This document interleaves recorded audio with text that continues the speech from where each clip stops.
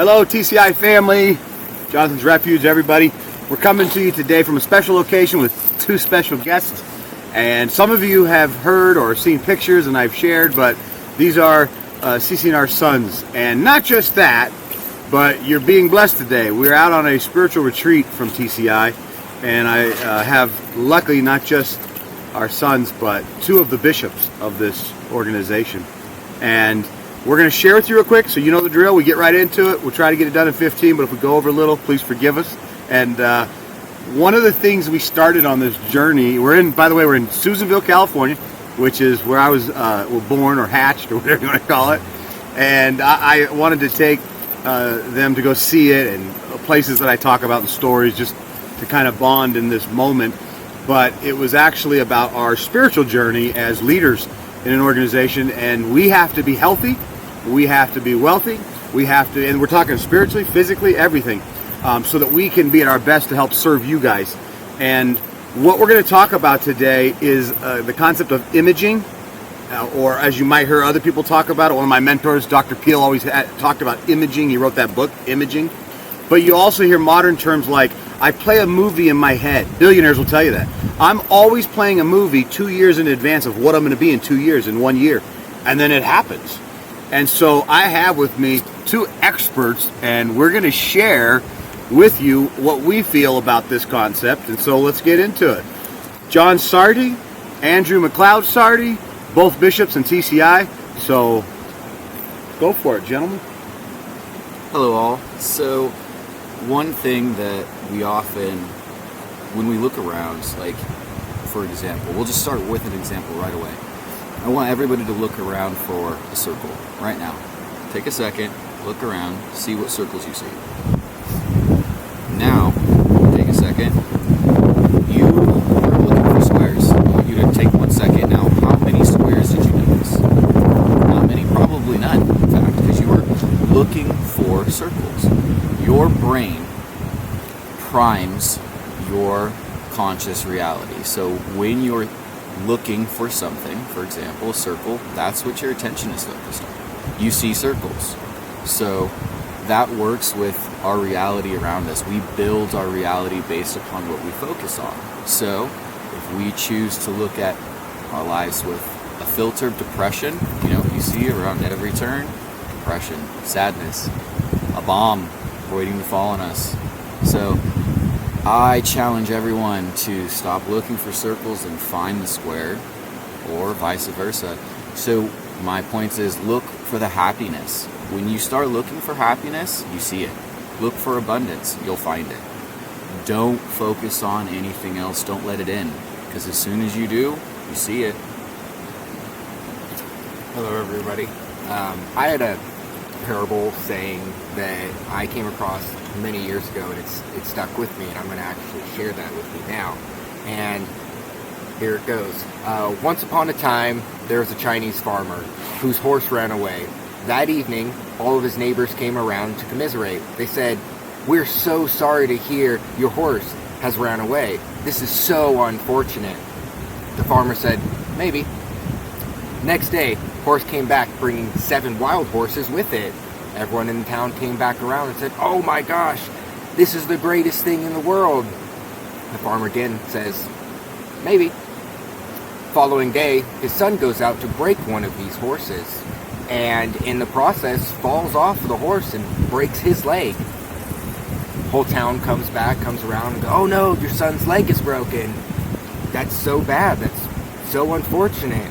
And he responded again, "Maybe." Next week goes by, and the conscription officer, the draft officer, comes around to the town and starts drafting all the boys that are that age. His son has a broken leg and is disqualified. Everyone comes around and says, "That's the greatest thing again." And he says again, "Maybe."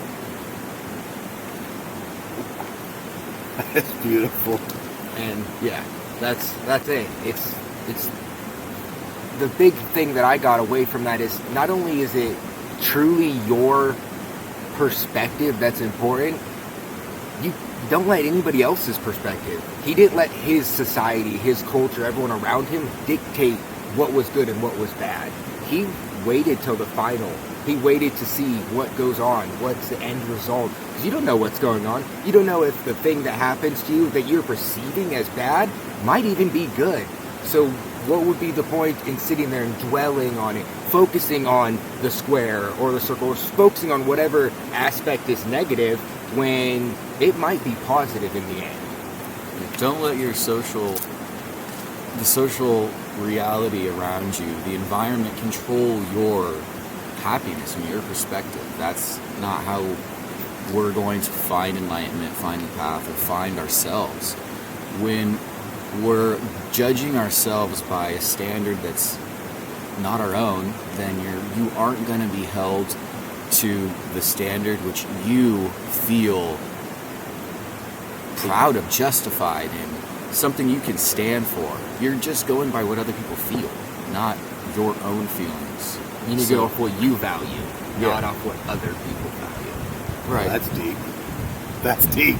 Because we always value, like, oh, my bosses like me, my coworkers like me, and so we're always striving for that. But in all reality, we're striving for the wrong thing, and we're never going to be happy.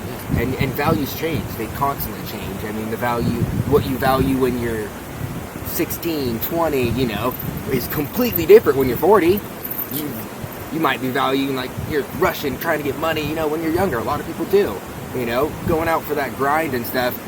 You get 40, 50, you want to hang out with your family. That's a perfect example of values changing right there. What's actually important? When I was a kid, I showed John and Andrew this house of my teacher. Now, I was homeschooled up until the year I went to this class, and I know some of you might get offended, but I don't really care. They called us the retards. I'm not calling people retarded. I'm saying this is what we were called. We were put into a special ed class. Now, they didn't call it really special ed back then. They just said us the retards. And when I got in there, I was in this class, and I'm like, okay, I guess I'm not normal like anybody else. And my teacher heard me kind of talking to myself about it, and her name was Mrs. Metz. And I know she can hear me right now, and I want to thank her because I don't know if I would be Mr. Positive, the man I am, and could accomplish what I did had I not met this lady. What she told me, and she said, don't tell a soul because I don't want anyone else in the class to know this. You are a genius. You are brilliant. You're so smart.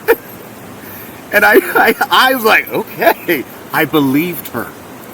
Now, flash forward until I found out when she died, years later.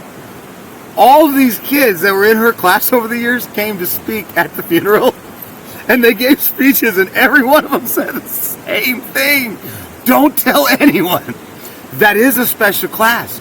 But it's because you can't go as slow as all the other kids. You can't, she didn't say dumb it down, but she's like, the rest of them need us to make it a little more simple for her. And the reality, she took my lid and said, there is no lid. You can do anything you want. We were watching a movie together, and it actually talks about a bunch of people, but one of them was Thomas Edison. His mom did the exact same thing. He was sent home from school. Thomas Edison, one of the greatest inventors of a time, right? He comes home, he's got the letter, mom opens it, reads it. The real letter says, don't ever send your kid to school again. He's Adler, he can't understand. We can't teach him. Do not send him. We're not going to teach him. But she didn't read that to him. You know what she did? She said, your son is so smart that our teachers aren't smart enough to teach him. And he starts smiling. And the point is, his whole life, he never knew it until he was almost in his late 60s or so when he saw the letter in one of his drawers and opens it, and he was dumbfounded. That they said he was not smart, that he was dumb. But yet his mother took that lid and said, no lid. So I have a question for you. Here's my question. Are you a lid lifter or are you a lid closer? Because, now here's the thing.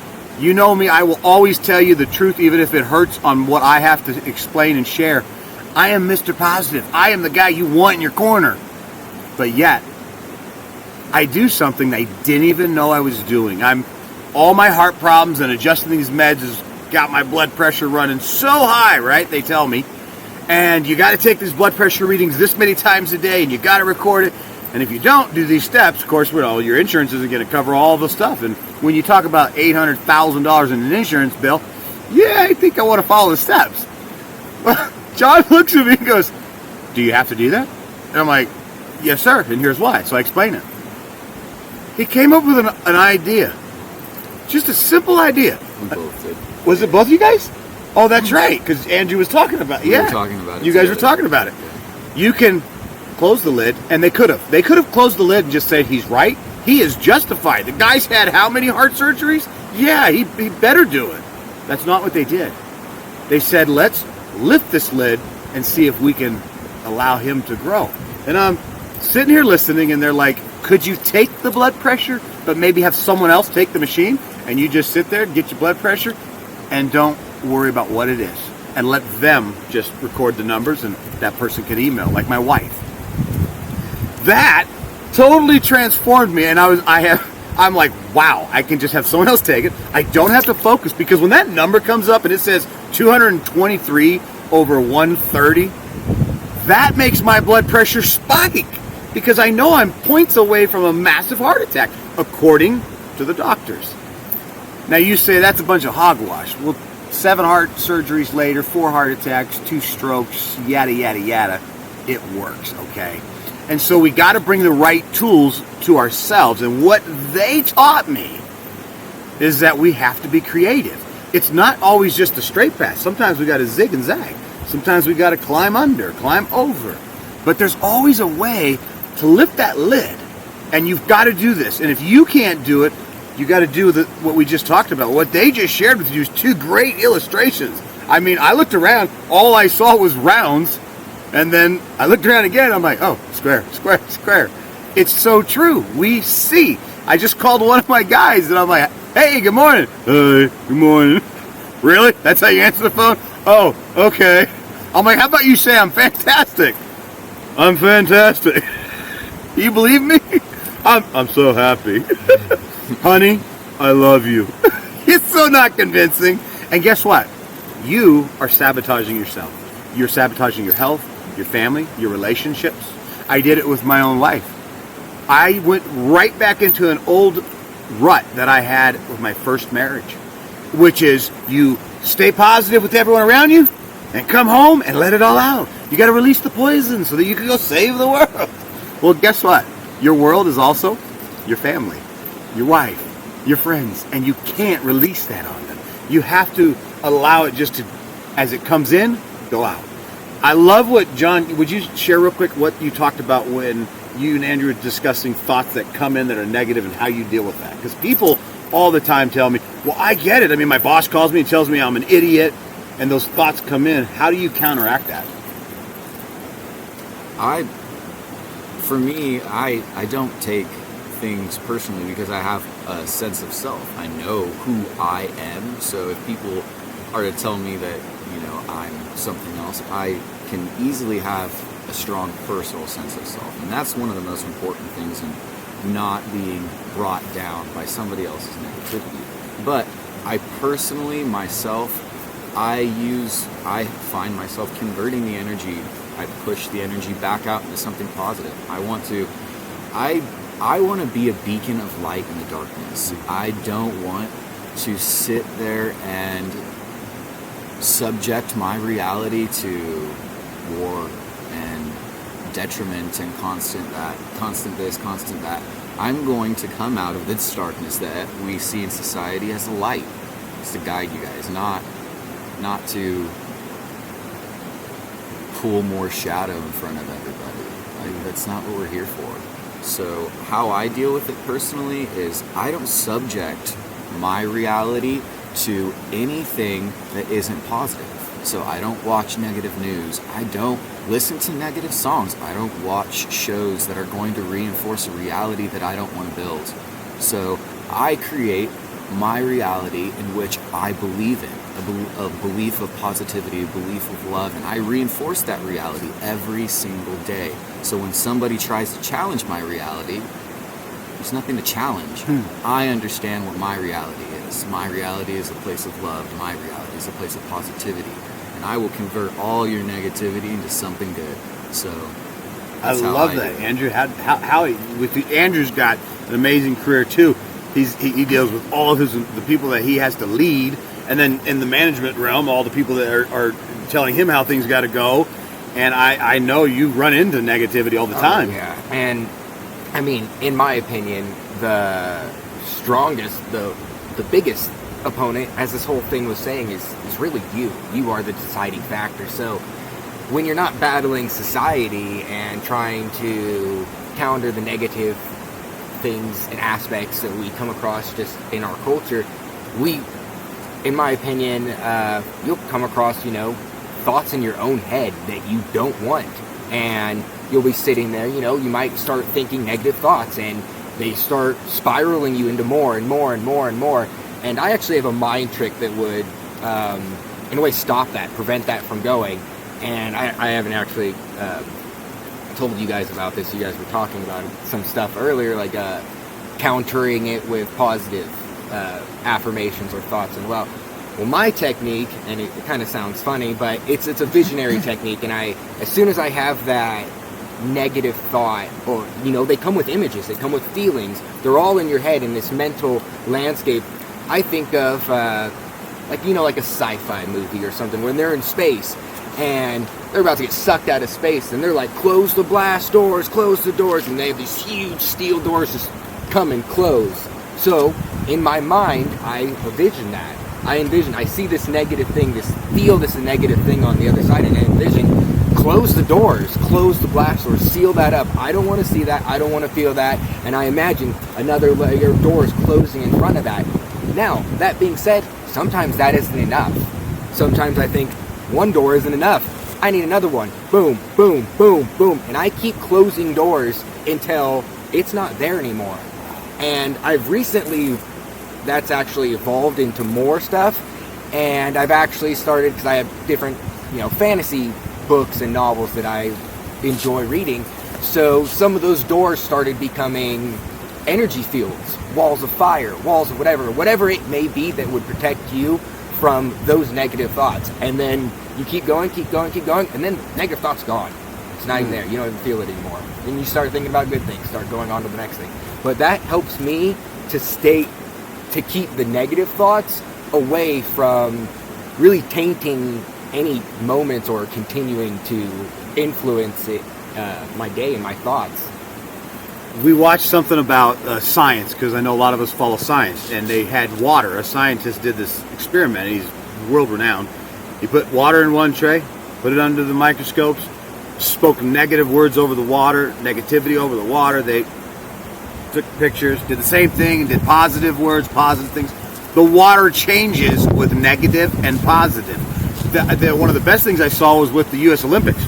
They wire up all the athletes, and they have you sit in a chair, close your eyes, and envision, like if you're a runner, envision running. Don't move your physical body at all, but envision running. And you're running. Start, boom, and they fire a simulated gun in the room. And all of a sudden, he's off.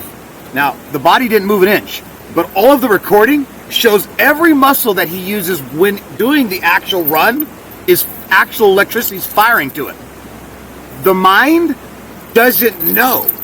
And when we tell our mind we're running, the muscles are actually getting fired, and they can see the muscles are actually moving and the electricity going to it.